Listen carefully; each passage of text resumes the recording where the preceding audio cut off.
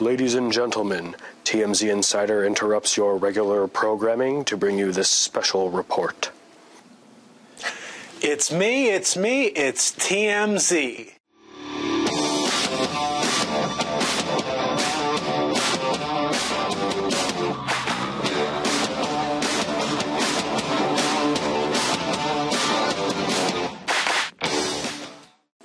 On today's episode of TMZinsider, a very special guest interview. He's already been on Conan, Ellen, and Piers Morgan, and today he's on TMZinsider. He's the man who wrote The Thank You Economy and Crush It, the man behind VaynerMedia and WineLibrary.tv. He's one of the most brilliant minds in social media marketing living today. Ladies and gentlemen, Gary Vaynerchuk. All right, so this is Tony's Eyes here. I'm joined with Gary Vaynerchuk here today. Gary, welcome. And again, I want to say thank you for joining us here today. I'm really excited to have you on. Before we get started, a couple of kind of personal-ish questions. And so the first one is, I've read your books and follow you pretty closely, and I was just wondering what makes the floors in the upstairs storage room at Wine Library special. The floors? Correct. Oh. You mean in the temperature-controlled wine room?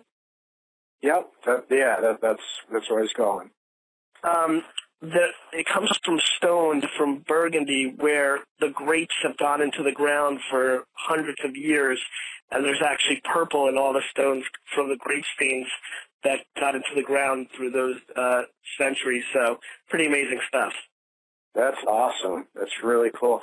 I have someone who is kind of a little birdie who gave me a couple of heads up here. So the other one is that I hear that Mike Lazaro has kind of established his ping-pong dominance over you. Is that true or false?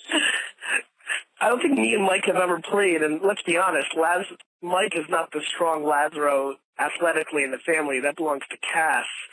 So okay. if I was worried about anybody, it'd be his amazing wife, Cass. Okay, that's good to know.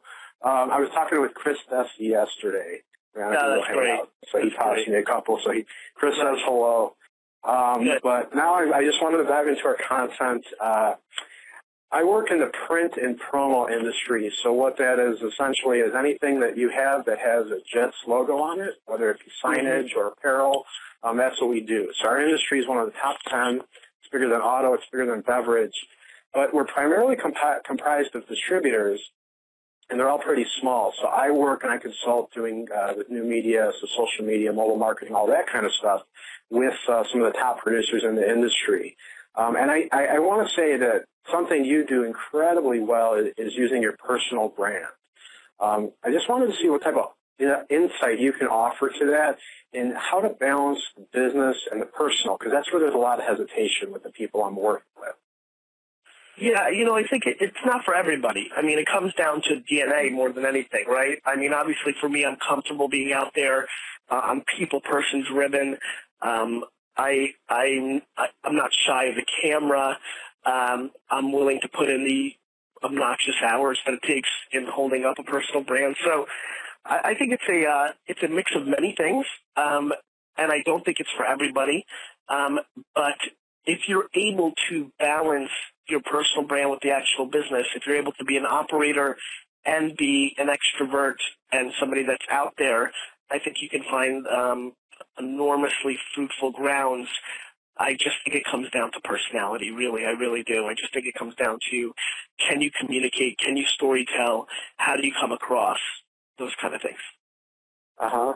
So what are your thoughts on someone who has a reasonably small distributorship? And by small, I mean, anywhere from $500,000 a year in sales to a couple million.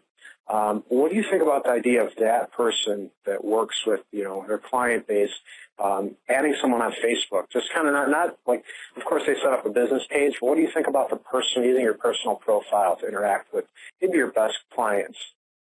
To me, if I'm a B2B guy or gal, I'm really focused on figuring out who I'm selling to and figuring out how do I storytell to them where they are. And so, if I felt that I was a $500,000 to $2 million a year distributorship and I felt like the 40 or 60 or 100 potential clients that I have are living on Facebook, I'd be there in a second.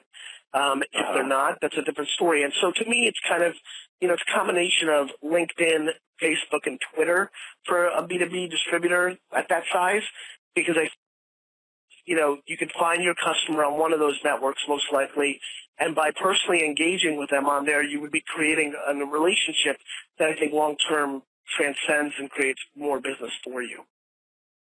Mm-hmm.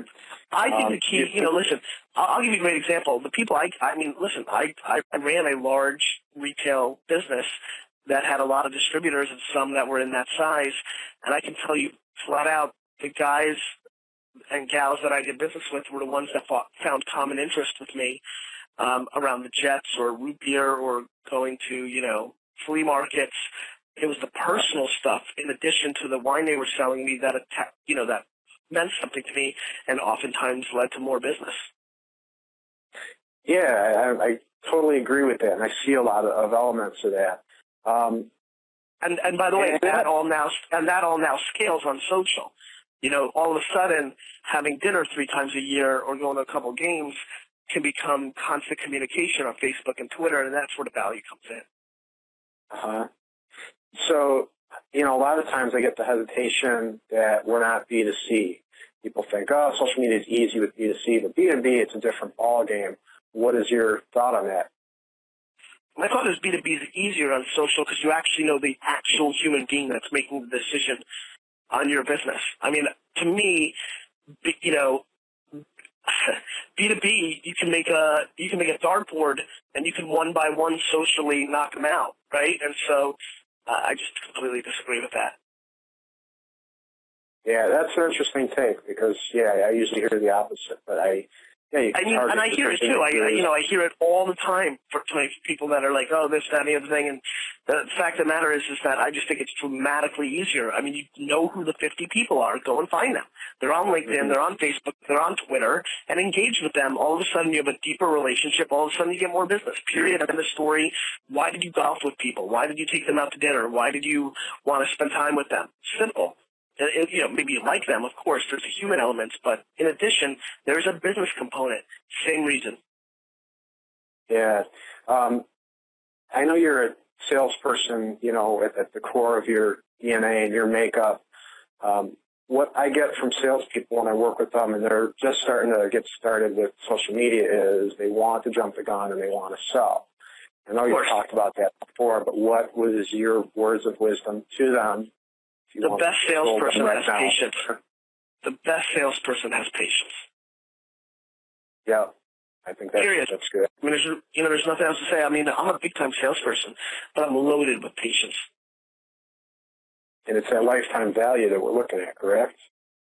Absolutely. I mean, one quick sale is not going to, it's kind of like who you want to marry. A quick date or one night stand is fine and has its fruitful aspects to it. But if you want to have a lifetime relationship, the process that you go through is very, very different. To me, I just want to marry all my customers. I don't want to hook up with them. Yeah. Kind of along those lines, these are some of the things that I've, heard from you before that are just, have really changed the minds of, I know, a lot of people out there that are engaging in social media based on stuff that you've done and pioneered, is just your approach to how you address the whole social media ROI. If you don't mind, could you share what your take on that is? There's a couple of ways. I come from 2 very different places on this. So I'm writing a new book called Jab, Jab, Jab, Jab, Jab, Right Hook. And it's going to talk about creating ROI on the right hook aspect. So, here's my first point. And I've said things like, what's the ROI of your mother and different things, but here's the biggest point, and I'll clear it up right here. Number one, before anybody asks you what the ROI of social media is, you have to ask them how they quantify the ROI of every other dollar they spend. I mean, I have clients telling me, what's the ROI of social? Meanwhile, they're doing billboards, and they have no real way of ROIing that. They have some math and science they put against it that the industry created, but it's not real. And so, what's the ROI what's the ROI for me of doing this interview, right? I mean, my PR people are very angry at me for doing all these one-a-day interviews that this is a part of, right? Because they're saying the 15, 20 minutes that you're giving to all these people that have 10, 15, 30 listeners at best, some have hundreds, some have thousands, they say, well, if we put in the time and effort and got you on CNN and CNBC and MSNBC, you'll reach so many more people. But it's not that I want to reach more people. I want to give back to people that care about me. You've been following me, and I can tell by this interview you have context for my spiel, and I'm thankful for that. And so if I can lend my name to your program and you can start having a bigger show because of it, that's a big impact, and that makes me feel good. Yeah, well, I appreciate that. It's awesome.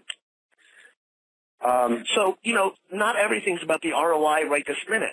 And more importantly, one gal might listen to this show next week, and she might be the one that changes my life, not the millions that watch on CNN.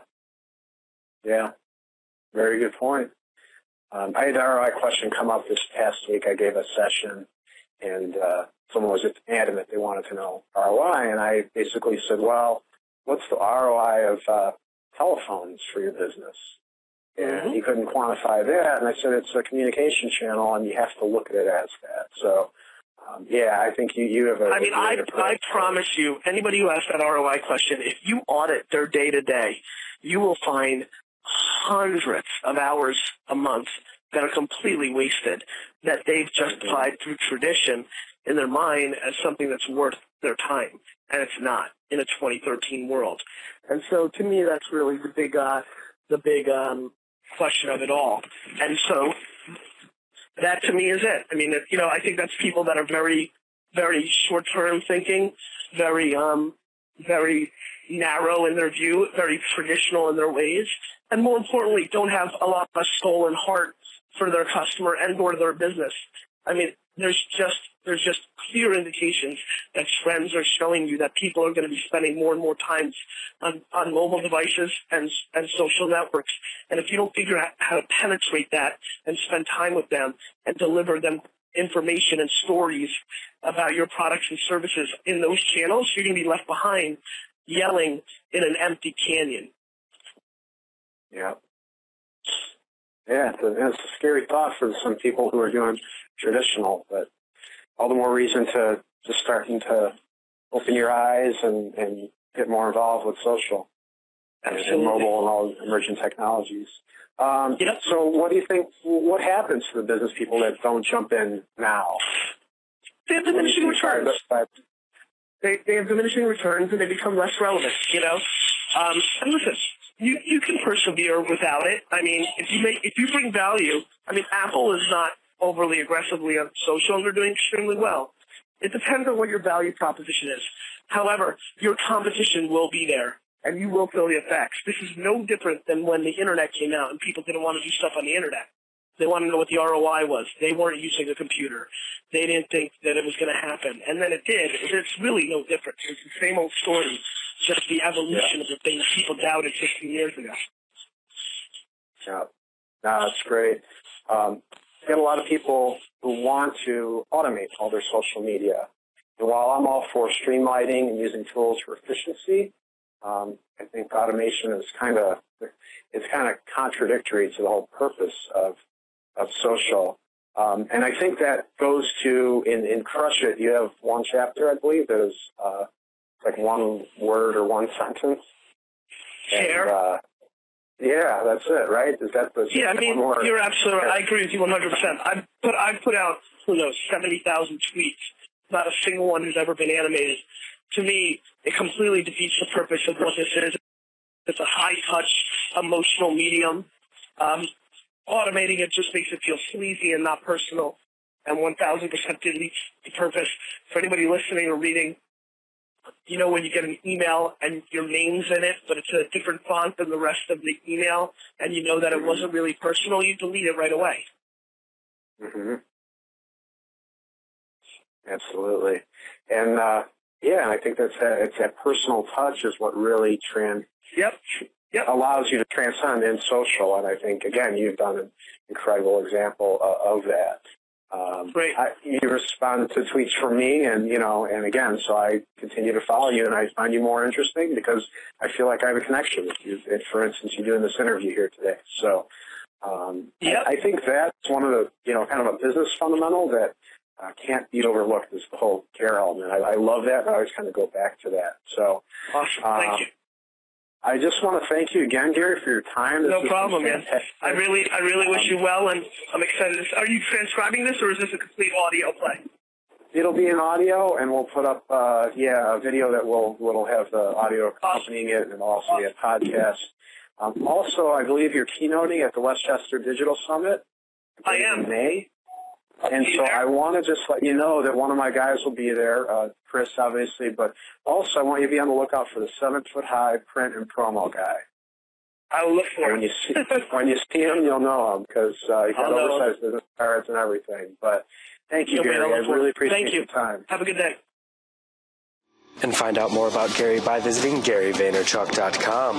And hickory dickory dock, TMZ tries to beat the clock. Tune in next week for the unveiling of the new Media Minute here at TMZinsider.com.